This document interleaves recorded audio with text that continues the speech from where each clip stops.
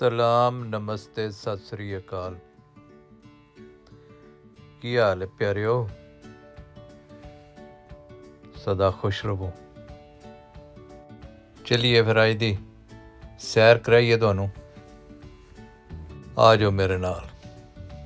ਕੋਈ ਕੱਪੜੇ ਛੱਪੜੇ ਪਾ ਲਓ, ਠੰਡ ਜੇ। ਹਾਂ ਹੁਣ ਠੀਕ ਹੈ, ਆਓ। ਤੇ ਨਾਲ ਕੋਈ ਗੱਪਸ਼ਪ ਵੀ ਲਾਈਏ।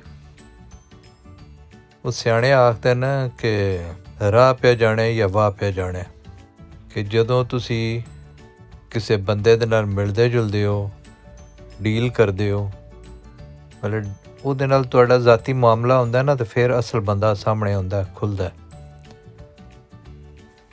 ਬਜ਼ਾਹਿਰ ਬੰਦੇ ਬੜੇ ਸਾਫ ਸੁਥਰੇ ਅਤੇ ਫਰਿਸ਼ਤਿਆਂ ਵਰਗੇ ਨਜ਼ਰ ਆਉਂਦੇ ਨੇ। ਜਿਵੇਂ ਬਗਲੇ ਨਹੀਂ ਹੁੰਦੇ, ਬਗਲੇ ਬੜੇ ਸਾਫ ਸੁਥਰੇ, ਚਿੱਟੇ ਸਫੈਦ, ਅਤੇ ਬੜੇ ਇੰਝ ਖਲੋਤੇ ਹੁੰਦੇ ਨੇ ਜੈਂਟਲਮੈਨ ਬਣ ਕੇ, ਅਤੇ ਉਹ ਜ਼ਿੰਦਾ ਮੱਛੀ ਖਾ ਜਾਂਦੇ ਨੇ। ਸੋ ਇਹ ਹੀ ਹਾਲ ਕਈ ਬੰਦਿਆਂ ਦਾ ਵੀ ਹੁੰਦਾ ਹੈ। ਉਹ ਬੜੇ ਜੁੱਬਾ ਉਹ ਦਸਤਾਰ ਉਹਨਾਂ ਪਾਏ ਹੁੰਦੇ ਨੇ, ਸੂਟ ਪਾਏ ਹੁੰਦੇ ਨੇ, ਬੜੇ ਨੀਟ ਕਲੀਨ ਅਤੇ ਖੂਬਸੂਰਤ ਨਜ਼ਰ ਆਉਂਦੇ ਨੇ, ਅਤੇ ਉਹ ਬੰਦੇ ਉਹਨਾਂ ਦੇ ਵਜ਼ਾਕਤਾਂ ਦੇ ਡੁੱਲ ਜਾਂਦੇ ਨੇ, ਅਤੇ ਉਹ ਉਹਨਾਂ ਨੂੰ ਸਬੂਤੇ ਹੀ ਖਾ ਜਾਂਦੇ ਨੇ। ਉਹ ਸਿਆਣੇ ਆਖਦੇ ਨੇ ਕਿ ਵੀ ਕਿਸੇ ਨੂੰ ਉਹਦਾ ਅਸਲ ਜਾਂਚਣਾ ਹੋਏ ਨਾ, ਅਤੇ ਤੁਸੀਂ ਉਹਨੂੰ ਗੁੱਸੇ ਦੀ ਹਾਲਤ 'ਚ ਵੇਖੋ, ਉਹਦੇ ਨਾਲ ਸਫ਼ਰ ਕਰੋ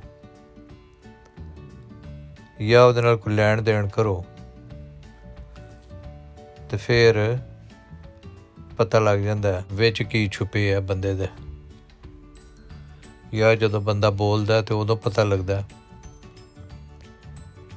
ਕਿ ਉਹ ਜਿਹੜੀ ਬੜੀ ਖੂਬਸੂਰਤ ਬਜ਼ਾਹਿਰ ਦੁਕਾਨ ਨਜ਼ਰ ਆਉਂਦੀ ਉਹਦੇ ਅੰਦਰ ਮਾਲ ਕੀ ਹੈ। ਉਹ ਮੇਰਾ ਇੱਥੇ ਇੱਕ ਬੇਲੀ, ਅਤੇ ਉਹ ਨਾ ਇੱਕ ਮੌਲਵੀ ਦੇ ਨਾਲ ਉਹਦੀ ਬੜੀ ਯਾਰੀ,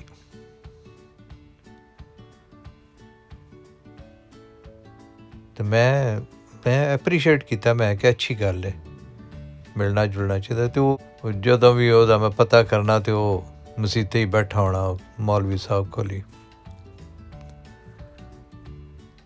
ਉਹ ਕੁਝ ਅਰਸਾ ਹੋਇਆ ਅਤੇ ਮੈਂ ਉਹਨੂੰ ਫੋਨ ਸ਼ੋਨ ਕਰਨਾ ਜਾਂ ਉਹਦੇ ਨਾਲ ਕੋਈ ਰਾਬਤਾ ਹੋਣਾ, ਅਤੇ ਪਤਾ ਲੱਗਣਾ ਕਿ ਉਹ ਕਦੀ ਕੰਮ 'ਤੇ, ਕਦੀ ਘਰ ਰਹੇ, ਕਦੀ ਕਿਧਰੇ। ਉਹ ਮੌਲਵੀ ਸਾਹਿਬ ਦਾ ਜ਼ਿਕਰ ਵਿੱਚੋਂ ਗਾਇਬ ਹੋ ਗਿਆ।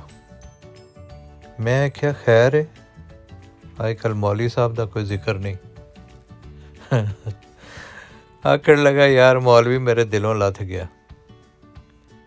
ਮੈਂ ਕਿਹਾ ਕਿਉਂ? ਕਹਿੰਦਾ ਕਿ ਉਹ ਇੱਕ ਕਾਮਨ ਫਰੈਂਡ ਸੀ ਮਸੀਤੜ ਹੀ, ਅਤੇ ਉਸ ਖਾਣੇ 'ਤੇ ਬੁਲਾਇਆ ਘਰ, ਅਤੇ ਮੈਂ ਵੀ ਆਪਣੇ ਬੱਚੇ ਨੂੰ ਨਾਲ ਲੈ ਗਿਆ, ਅਤੇ ਹੋਰ ਵੀ ਲੋਕ ਆਏ ਸਨ, ਅਤੇ ਮੌਲਵੀ ਸਾਹਿਬ ਵੀ ਆਪਣੇ ਬੱਚਿਆਂ ਦੇ ਨਾਲ, ਦੋ ਉਹਨਾਂ ਦੇ ਬੇਟੇ ਨਾਲ ਸਨ। ਅਤੇ ਉਹ ਮੌਲਵੀ ਜਿਹੜਾ ਨਾ, ਉਹ ਉਸ ਸਾਈਡ 'ਤੇ ਬੈਠਾ ਜਿੱਥੋਂ ਡੋਂਗਾ ਸ਼ੁਰੂ ਹੁੰਦਾ। ਜ਼ਾਹਿਰ ਹੈ ਉਹ ਮਜਲਿਸ ਦਾ ਦੁੱਲਾ ਅਤੇ ਮੌਲਵੀ ਆ ਨਾ ਜੀ, ਉਹਦੀ ਆਨਰ ਵਿੱਚ ਸਾਰੀ ਉਹ ਖੇਡ ਰਚਾਈ ਗਈ। ਉਹ ਕਹਿੰਦਾ ਮੇਜ਼ਬਾਨ ਲੈ ਕੇ ਆਵੇ ਡੋਂਗਾ, ਅਤੇ ਉਹ ਮੌਲਵੀ ਸਾਹਿਬ ਨੂੰ ਦੇਵੇ, ਅਤੇ ਉਹ ਉੱਥੋਂ ਵਰਤੀ ਕਿ ਅੱਗੋਂ ਮੇਰੇ ਕੋਲ ਆਉਣਾ। ਅਤੇ ਉਸ ਆਖਿਆ ਵੀ ਜਿਤਨੀ ਵਾਰੀ ਵੀ ਕੋਈ ਵੀ ਚੀਜ਼ ਆਈ ਹੈ, ਮੌਲਵੀ ਨੇ ਉਹ ਵਿਹਲਿਆਂ ਕਰਕੇ ਅਤੇ ਡੋਂਗਾ ਮੇਰੇ ਵੱਲ ਕੀਤਾ। ਉਹਦੇ 'ਚ ਕੋਈ ਸ਼ੈ ਨਹੀਂ ਛੱਡੀ ਸਵਾਏ ਜਿਹੜੀ ਉਹਨੂੰ ਪਸੰਦ ਨਾ ਆਈ।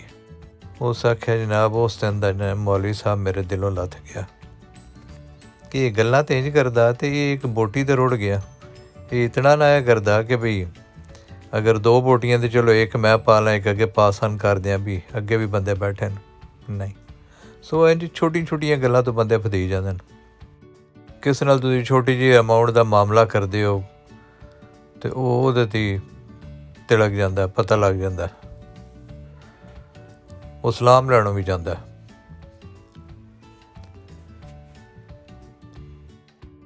ਇਹ ਲੈਣ ਦੇਣ ਦੇ ਵਿੱਚ ਦੋਵਾਂ ਧਿਰਾਂ ਦਾ ਹੀ ਜਿਹੜਾ ਨਾ ਉਹ ਪਤਾ ਲੱਗ ਜਾਂਦਾ ਕਿ ਜਿਹੜਾ ਦੇਣ ਵਾਲਾ ਉਹਦੇ ਜ਼ਰਫ ਦਾ ਵੀ ਪਤਾ ਲੱਗ ਜਾਂਦਾ ਅਤੇ ਜਿਹੜਾ ਲੈਣ ਵਾਲਾ ਉਹਦੇ ਜ਼ਰਫ ਦਾ ਵੀ ਪਤਾ ਲੱਗ ਜਾਂਦਾ। ਅਤੇ ਇੰਝ ਹੀ ਜਦੋਂ ਤੁਸੀਂ ਕਿਸੇ ਨੂੰ ਗੁੱਸੇ ਦੀ ਹਾਲਤ 'ਚ ਵੇਖਦੇ ਹੋ ਅਤੇ ਗੁੱਸੇ ਦੇ ਵਿੱਚ ਵੀ ਬੰਦਾ ਫਿਰ ਉਹ ਜਿਹੜੀਆਂ ਉਹਦੇ ਅੰਦਰ ਗੱਲਾਂ ਛੁਪੀਆਂ ਹੁੰਦੀਆਂ ਨਾ ਉਹ ਜਾਂ ਕਰ ਦਿੰਦਾ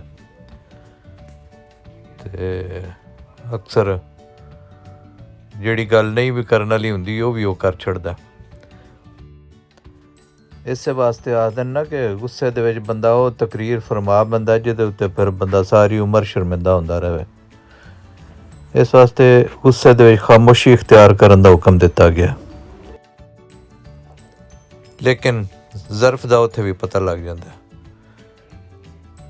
ਅਤੇ ਜਦੋਂ ਤੁਸੀਂ ਕਿਸੇ ਨਾਲ ਸਫ਼ਰ ਕਰਦੇ ਹੋ ਅਤੇ ਉਦੋਂ ਵੀ ਪਤਾ ਲੱਗ ਜਾਂਦਾ। ਤੁਸੀਂ ਅਮੂਮਨ ਤੁਸੀਂ ਬੱਸ ਦੇ ਵਿੱਚ ਚੜ੍ਹਦੇ ਹੋ ਜਾਂ ਟ੍ਰੇਨ ਦੇ ਵਿੱਚ ਜਾਂ ਕਾਰ ਦੇ ਵਿੱਚ ਹੀ ਇਕੱਠਿਆਂ ਕੋਈ ਸਫ਼ਰ ਕਰਨ ਦਾ ਇਤਫਾਕ ਹੋਇਆ ਤਾਂ ਤੁਹਾਨੂੰ ਪਤਾ ਲੱਗ ਜਾਂਦਾ ਹੈ ਕੋਈ ਬੰਦਾ ਕੋਈ ਤੁਹਾਨੂੰ ਇੰਝ ਇੱਕ ਜਗ੍ਹਾ ਦੇ ਕੇ ਵੀ ਰਾਜ਼ੀ ਨਹੀਂ ਹੁੰਦਾ ਅਤੇ ਕੋਈ ਬੰਦਾ ਜਿਹੜਾ ਉਹ ਤੁਹਾਡੇ ਵਾਸਤੇ ਖਲੋ ਹੀ ਜਾਂਦਾ। ਸੋ ਮਾਮਲਾਤ ਹੁੰਦੇ ਨੇ ਜਦੋਂ ਤੁਸੀਂ ਬੰਦਿਆਂ ਦੇ ਨਾਲ ਮਿਲਦੇ ਜੁਲਦੇ ਹੋ, ਤੁਸੀਂ ਬੰਦਿਆਂ ਦੇ ਨਾਲ ਔਖ ਸੌਖ ਦੇ ਵਿੱਚ ਵਰਤਦੇ ਹੋ ਅਤੇ ਪਤਾ ਲੱਗਦਾ ਹੈ ਕਿ ਵੀ ਕਿਹੜੇ ਬੰਦੇ ਦਾ ਜ਼ਰਫ ਕਿਤਨਾ ਹੈ। ਵਰਨਾ ਵੱਡੇ ਵੱਡੇ ਬੰਦੇ ਚਾਹ ਦੇ ਕੱਪ ਤੋਂ ਹੀ ਉਹਨਾਂ ਦੇ ਦਿਲ ਤੰਗ ਹੋ ਜਾਂਦੇ ਨੇ। ਕਿਸੇ ਨੇ ਕੋਈ ਚੰਗੇ ਕੱਪੜੇ ਪਾਏ ਨੇ, ਕਿਸੇ ਆਪਣੇ ਉੱਤੇ ਬੜਾ ਪੈਸਾ ਲਾਇਆ ਅਤੇ ਇਹਦਾ ਮਤਲਬ ਇਹ ਤਾਂ ਨਹੀਂ ਨਾ ਕਿ ਉਹ ਬੜਾ ਵੱਡਾ ਬੰਦਾ ਹੈ। ਵੱਡਾ ਬੰਦਾ ਤਾਂ ਉਹ ਹੈ ਨਾ ਜਿਸ ਕਿਸੇ 'ਤੇ ਪੈਸਾ ਲਾ ਛੱਡਿਆ ਹੈ ਜੀ, ਜਿਸ ਕਿਸੇ ਵਾਸਤੇ ਥੋੜ੍ਹੀ ਔਖ ਸੌਖ ਬਰਦਾਸ਼ਤ ਕਰ ਲਈਏ, ਕੋਈ ਸੱਟ ਜਰ ਲਈਏ। ਸੋ ਜਿਹੜਾ ਬੰਦਾ ਦੂਜਿਆਂ ਦਾ ਦੁੱਖ ਮਹਿਸੂਸ ਕਰਦਾ ਨਾ ਜੀ, ਬੜਾ ਆਦਮੀ ਹੈ। ਇਹ ਨਹੀਂ ਵੀ ਜਿਹੜਾ ਦੂਜੇ ਦੇ ਗਲੋਂ ਵੀ ਲਵਾ ਲੇ ਅਤੇ ਉਹਦੇ ਕੋਲੋਂ ਅਰਸ਼ਾ ਖੋਹ ਲੇ, ਉਹ ਬੜਾ ਆਦਮੀ ਹੈ। ਜਿਹੜਾ ਕਿਸੇ ਵਾਸਤੇ ਕੋਈ ਕੁਰਬਾਨੀ ਦਿੰਦਾ ਉਹ ਵੱਡਾ ਆਦਮੀ ਹੈ। ਉਂਝ ਸਾਡੀ ਬਦਕਿਸਮਤੀ ਹੈ ਵੀ ਸਾਡੀ ਸੁਸਾਇਟੀ ਵਿੱਚ ਜਿਹੜਾ ਜਿਤਨਾ ਕਿਸੇ ਦਾ ਨੁਕਸਾਨ ਕਰ ਲੇ ਉਹ ਉਤਨਾ ਹੀ ਵੱਡਾ ਆਦਮੀ ਸਮਝਿਆ ਜਾਂਦਾ ਅਤੇ ਜਿਹੜਾ ਕਿਸੇ ਦੇ ਵਾਸਤੇ ਜਿਤਨਾ ਮੁਫੀਦ ਹੈ ਨਾ ਉਹ ਅਸੀਂ ਉਤਨੀ ਮਤਲਬ ਘੱਟ ਅਹਿਮੀਅਤ ਦਿੰਦੇ ਹਾਂ, ਉਤਨਾ ਹੀ ਉਹ ਕਮਜ਼ੋਰ ਜਾਂ ਮਤਲਬ ਕਿਸੇ ਕੰਮ ਦਾ ਨਹੀਂ ਸਮਝਦੇ। ਬਦਕਿਸਮਤੀ ਹੈ। ਅੱਛੀਆਂ ਸੁਸਾਇਟੀਆਂ ਵਿੱਚ ਮੁਫੀਦ ਆਦਮੀ ਦੀ ਇੱਜ਼ਤ ਹੁੰਦੀ ਹੈ ਅਤੇ ਬੁਰੀਆਂ ਸੁਸਾਇਟੀਆਂ ਦੇ ਵਿੱਚ ਜ਼ਿਆਦਾ ਜ਼ਰਰ ਰਸਾਂ ਆਦਮੀ ਉਹਦੀ ਇੱਜ਼ਤ ਹੁੰਦੀ ਹੈ।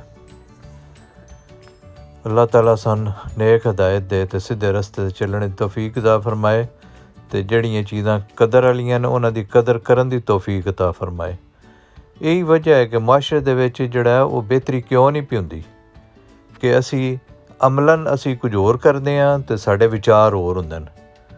ਲੱਖਾਂ ਕਰੋੜਾਂ ਬੰਦੇ ਜਿਹੜੇ ਨੇ ਉਹ ਮਸੀਤਾਂ 'ਚ ਵੜੇ ਨੇ, ਉਹ ਇਜਤਮਾ ਕਰ ਰਹੇ ਨੇ, ਸਿਆਸੀ ਮਤਲਬ ਮਜ਼ਹਬੀ ਸਿਆਸੀ ਲੀਡਰਸ਼ਿਪ ਵੀ ਜਦੋਂ ਦਾ ਪਾਕਿਸਤਾਨ ਬਣਿਆ ਚੱਲ ਰਹੀ ਹੈ, ਲੇਕਿਨ ਉਹ ਕੋਈ ਕਾਬਿਲ ਜ਼ਿਕਰ ਕੋਈ ਮੁਕਾਮ ਨਹੀਂ ਹਾਸਿਲ ਕਰ ਸਕੇ ਔਰ ਉਹਨਾਂ ਨੇ ਸੁਸਾਇਟੀ ਦੇ ਵਿੱਚ ਕੋਈ ਰੋਲ ਨਹੀਂ ਅਦਾ ਕੀਤਾ ਕਿ ਕੋਈ ਬਿਹਤਰੀ ਆਈ ਹੋਵੇ। ਵਜ੍ਹਾ ਇਹ ਹੀ ਹੈ ਕਿ ਉਹਨਾਂ ਦੇ ਉਹ ਜਿਹੜਾ ਦੀਨ ਹੈ ਨਾ ਉਹ ਹਲਕ ਤੋਂ ਥੱਲੇ ਲੱਥਾ ਹੀ ਨਹੀਂ। ਉਹ ਸਾਰੇ ਉਹ ਜੱਥੇ ਨੇ ਬੇਸਿਕਲੀ ਉਹ ਬਾਹਮ ਮਿਲ ਜੁਲ ਕੇ ਇਤਫਾਕ ਦੇ ਨਾਲ ਦੂਸਰਿਆਂ ਦੇ ਨਾਲ ਜ਼ਿਆਦਤੀ ਕਰਨ ਦੇ ਵਾਸਤੇ ਉਹ ਇਕੱਠੇ ਹੋ ਜਾਂਦੇ ਨੇ। ਉਹਨਾਂ ਦੀ ਹਰਗਿਜ਼ ਇਹ ਨੀਅਤ ਨਹੀਂ ਹੁੰਦੀ ਕਿ ਅਸੀਂ ਜਿਹੜਾ ਕੋਈ ਸੁਸਾਇਟੀ ਦੇ ਵਿੱਚ ਬਿਹਤਰੀ ਕਰਨੀ ਹੈ। ਅਗਰ ਉਹ ਬਿਹਤਰੀ ਚਾਹੁੰਦੇ ਤਾਂ 10 ਬੰਦੇ ਵੀ ਬੜੀ ਬਿਹਤਰੀ ਕਰ ਲੈਂਦੇ ਨੇ। ਇੱਕ ਬੰਦੇ ਨੇ ਬਿਹਤਰੀ ਕੀਤੀ ਹੈ। ਇਮਰਾਨ ਖਾਨ ਇੱਕ ਬੰਦਾ ਹੈ ਜਿਸ ਮੈਨੂੰ ਯਾਦ ਹੈ ਜਦੋਂ ਇਮਰਾਨ ਖਾਨ ਸਰਗੋਧੇ ਆਉਂਦਾ ਹੁੰਦਾ ਅਤੇ ਅਸੀਂ 5-7 ਬੰਦੇ ਹੁੰਦੇ ਜਿਹੜੇ ਅਸੀਂ ਉਹਨੂੰ ਰਿਸੀਵ ਕਰਦੇ ਔਰ ਉਹਦੀ ਗੱਲ ਸੁਣਦੇ ਹੈ ਅਤੇ ਹੁਣ ਉਹਨੂੰ ਵੇਖੋ ਦੁਨੀਆ ਸੁਣਦੀ ਹੈ। ਉਹਦੀ ਵਜ੍ਹਾ ਕੀ ਹੈ? ਉਹਦੀ ਵਜ੍ਹਾ ਉਹਦੀ ਨੇਕ ਨੀਅਤੀ। ਉਹਦੀ ਵਜ੍ਹਾ ਹੈ ਕਿ ਉਹਦਾ ਕੋਈ ਜ਼ਾਤੀ ਮਫਾਦ ਨਾ ਹੈ ਇਹਦੇ ਵਿੱਚ। ਉਹ ਸਿਰਫ ਕੌਮੀ ਸੋਚ ਲੈ ਕੇ ਉਹ ਆਪਣੀ ਆਵਾਮ ਨੂੰ ਕੋਈ ਦੇਣਾ ਚਾਹੁੰਦਾ। ਉਹ ਚਾਹੁੰਦਾ ਕਿ ਵੀ ਇਹ ਮੁਲਕ ਤਰੱਕੀ ਕਰੇ, ਇਹ ਆਵਾਮ ਤਰੱਕੀ ਕਰਨ। ਉਹ ਗਰੀਬ ਆਦਮੀ ਦਾ ਦਰਦ ਮਹਿਸੂਸ ਕਰਦਾ। ਉਹ ਬੜਾ ਆਦਮੀ ਹੈ ਜਿਹਦੇ ਉੱਤੇ ਬਨੀ ਇਸਰਾਈਲ ਦੀ ਕੌਮ ਆਰ ਸਾਡੀ ਕੌਮ ਵੀ ਹੱਸਦੀ, ਦੰਦ ਕੱਢਦੀ, ਉਹਦਾ ਮਜ਼ਾਕ ਉਡਾਉਂਦੀ ਉਹ ਇਹ ਨਹੀਂ ਸੋਚਦੇ ਕਿ ਵੀ ਇਹ ਬੰਦਾ ਕਿਤਨੀ ਅੱਛੀ ਗੱਲ ਕਰ ਰਿਹਾ, ਕਿਤਨੀ ਇਹਦੀ ਅੱਛੀ ਸੋਚ ਹੈ। ਔਰ ਇਹ ਸੁਸਾਇਟੀ ਦੇ ਵਿੱਚ ਅਗਰ ਅਮਨ, ਸ਼ਾਂਤੀ, ਖੁਸ਼ਹਾਲੀ ਚਾਹੁੰਦਾ ਹੈ, ਅਤੇ ਉਹਦੇ ਨਾਲ ਸਾਰਾ ਪੂਰੀ ਪਾਕਿਸਤਾਨੀ ਕੌਮ ਦੀ ਤਰੱਕੀ ਔਰ ਖੁਸ਼ਹਾਲੀ ਔਰ ਅਮਨ ਇੰਜੋਏ ਕਰਨ ਦੇ ਉਹੀ ਸਮਝਦੇ ਹਨ ਜਿਵੇਂ ਬਾਕੀ। ਅਸਲ ਦੇ ਵਿੱਚ ਹਰ ਬੰਦਾ ਦੂਸਰੇ ਦੀ ਜ਼ਾਤ ਨੂੰ ਆਈਨਾ ਸਮਝ ਕੇ ਆਪਣਾ ਆਪ ਉਹਦੇ 'ਚ ਵੇਖਦਾ। ਅਤੇ ਸਾਰੇ ਚੋਰ ਜਿਹੜੀ ਲੀਡਰਸ਼ਿਪ ਸੀ ਉਹਦੇ ਵਿੱਚ ਵੀ ਉਹ ਆਪਣੇ ਅਕਸ ਵੇਖਦੇ ਰਹੇ। ਉਹ ਸਮਝਦੇ ਰਹੇ ਇਹ ਵੀ ਸਾਡੇ ਹਰ ਚੋਰ ਹੀ ਹੈ, ਹਾਲਾਂਕਿ ਉਹ ਚੋਰ ਨਹੀਂ। ਔਰ ਉਹ ਇਤਨਾ ਸ਼ਰੀਫ ਆਦਮੀ ਹੈ, ਇਤਨਾ ਸ਼ਰੀਫ ਆਦਮੀ ਹੈ ਕਿ ਬਾਅਦ ਵਕਤ ਮੈਨੂੰ ਉਸ 'ਤੇ ਗੁੱਸਾ ਆਉਂਦਾ ਕਿ ਉਹ ਦੂਜਿਆਂ ਦੇ ਵਿੱਚ ਉਹ ਆਪਣਾ ਹੀ ਅਕਸ ਵੇਖਦਾ। ਉਹ ਕਿਸੇ ਨੂੰ ਬੁਰਾ ਇੰਝ ਵੀ ਨਹੀਂ ਆਦਾ ਕਿ ਵੀ ਕੋਈ, ਹਾਲਾਂਕਿ ਇਹ ਸਾਰੇ ਇਸ ਕਾਬਲ ਸਨ ਕਿ ਇਹਨਾਂ ਸਾਰਿਆਂ ਨੂੰ ਜੇਲ੍ਹਾਂ 'ਚ ਦਿੱਤਾ ਜਾਂਦਾ। ਲੇਕਿਨ ਉਹ ਬਾਜਵਾ ਨੂੰ ਵੀ ਸ਼ਰੀਫ ਆਦਮੀ ਸਮਝਦਾ ਰਿਹਾ। ਉਹ ਅਜੇ ਵੀ ਉਹ ਬਹੁਤ ਸਾਰੇ ਉਹਦੇ ਆਸ-ਪਾਸ ਲੋਕ ਬੈਠੇ ਨੇ ਜਿਨ੍ਹਾਂ ਨੂੰ ਉਹ ਜਾਂ ਕਾਸਮ ਸ਼ਾਹ ਜਿਹੇ ਲੋਕ ਜਿਹੜੇ ਜਾਂਦੇ ਨੇ, ਅਤੇ ਉਹਨਾਂ ਨੂੰ ਵੀ ਸਿਰ ਮੱਥੇ 'ਤੇ ਬਿਠਾਉਂਦਾ, ਉਹਨਾਂ ਨਾਲ ਵੀ ਪਿਆਰ ਮੁਹੱਬਤੀਆਂ ਕਰ ਲੈਂਦਾ। ਉਹ ਇੱਕ ਬੜਾ ਆਦਮੀ ਹੈ, ਸਾਫ਼ ਆਦਮੀ ਹੈ। ਉਹਦੀ ਕਦਰ ਕਰਨੀ ਚਾਹੀਦੀ ਹੈ ਕੌਮ ਨੂੰ। ਉਹਦਾ ਐਟ ਸਟੇਕ ਕੁਝ ਵੀ ਨਹੀਂ। ਉਹ ਜੋ ਕੁਝ ਪਿਆ ਕਰਦਾ ਉਹ ਆਪਣੀ ਕੌਮ, ਆਪਣੀ ਆਵਾਮ ਵਾਸਤੇ ਪਿਆ ਕਰਦਾ। ਜਿਸ ਬੰਦੇ ਆਪਣੇ ਬੀਵੀ ਬੱਚੇ ਛੱਡ ਦਿੱਤੇ, ਜਿਹੜਾ ਬੰਦਾ ਸ਼ਹਿਜ਼ਾਦਿਆਂ ਵਰਗੀ ਜ਼ਿੰਦਗੀ ਗੁਜ਼ਾਰਦਾ ਸੀ, ਸ਼ਹਿਜ਼ਾਦਿਆਂ ਤੋਂ ਵੱਧ, ਉਹ ਜਿੱਥੇ ਜਾਂਦਾ ਸੀ ਦੁਨੀਆ ਦੇ ਵਿੱਚ ਉਹਨੂੰ ਹੱਥੋਂ ਹੱਥੀ ਲਿਆ ਜਾਂਦਾ ਸੀ। ਦੁਨੀਆ ਦੇ ਬਿਹਤਰੀਨ ਨਿਮਤਾਂ ਉਹਨੂੰ ਮੁਯੱਸਰ ਰਹੀਆਂ, ਦੁਨੀਆ ਦੀਆਂ ਬਿਹਤਰੀਨ ਜਿਹੜੀਆਂ ਨੇ ਫੈਮਲੀਜ਼ ਜਿਹੜੀਆਂ ਨੇ ਉਹਨਾਂ ਦੇ ਵਿੱਚ ਉਹਦਾ ਉੱਠਣਾ ਪੈਣਾ ਦੁਨੀਆ ਦੀਆਂ। ਜਿੱਥੇ ਜਿਹੜੇ ਘਰਾਂ ਦੇ ਵਿੱਚ ਚਾਹ ਦਾ ਕੱਪ ਪੀਣ ਵਾਸਤੇ ਸਾਡੇ ਨੌ ਦੌਲਤੀਏ ਜਿਹੜੇ ਨੇ ਉਹ ਲੱਖਾਂ ਰੁਪਈਏ ਦੇਣ ਨੂੰ ਤਿਆਰ ਨੇ, ਉਹ ਉਹਦੇ ਅੱਗੇ ਪਿੱਛੇ ਫਿਰਦੇ ਕਿ ਜਨਾਬ ਸਾਡੇ ਨਾਲ ਚਾਹ ਦਾ ਕੱਪ ਪੀ ਲਓ। ਇਤਨੀ ਉਸ ਨੂੰ ਰੱਬ ਨੇ ਇੱਜ਼ਤ ਦਿੱਤੀ ਗਈ। ਅਤੇ ਉਹ ਬੰਦਾ ਜਿਹੜਾ ਉਹ ਉੱਥੇ ਰੁਲ ਗਿਆ ਕੌਮ ਵਾਸਤੇ, ਅਤੇ ਕੌਮ ਜਿਹੜੀ ਉਹਦੇ 'ਤੇ ਦੰਦ ਕੱਢਦੀ ਅਤੇ ਹੱਸਦੀ ਅਤੇ ਮਜ਼ਾਕ ਬਣਾਉਂਦੀ ਰਹੀ। ਉਹਦੀਆਂ ਗੱਲਾਂ ਨੂੰ ਸੁਣਨਾ ਚਾਹੀਦਾ, ਉਹਦੇ 'ਤੇ ਅਮਲ ਕਰੋ। ਇਹ ਜਿਹੜੇ ਕੜਵੇਂ ਜਰਨੈਲ ਉਹਦੇ ਪਿੱਛੇ ਲੱਗ ਗਏ ਨੇ ਕਿ ਜੀ ਅਸੀਂ ਜੀ ਕੱਪੜੇ ਨਹੀਂ ਪਾਉਣੇ ਹੁੰਦੇ। ਜਰਨੈਲਾਂ ਦੀ ਇਹਨਾਂ ਗੱਲਾਂ ਤੋਂ ਤੁਸੀਂ ਅੰਦਾਜ਼ਾ ਲਾ ਸਕਦੇ ਹੋ ਕਿ ਜ਼ਹਿਨੀ ਤੌਰ 'ਤੇ ਉਹ ਕਿਤਨੇ ਛੋਟੇ ਲੋਕ ਨੇ। ਉਹ ਮਤਲਬ ਲਿਬਾਸਾਂ ਦੇ ਵਿੱਚ ਹੀ ਪਏ ਨੇ, ਉਹਨਾਂ ਨੂੰ ਇਹ ਨਹੀਂ ਪਤਾ ਪਿਆ ਲੱਗਦਾ ਕਿ ਇਸ ਬੰਦੇ ਦੀ ਸੋਚ ਕਿਤਨੀ ਗ੍ਰੇਟ ਹੈ। ਲਓ ਜੀ, ਆਪਣਾ ਦੁਆਲੇ ਸਾਰਿਆਂ ਦਾ ਖਿਆਲ ਰੱਖੋ। ਮਿਲਦੇ ਹਾਂ ਫਿਰ ਅਗਲੇ ਵਲੌਗ ਦੇ ਨਾਲ।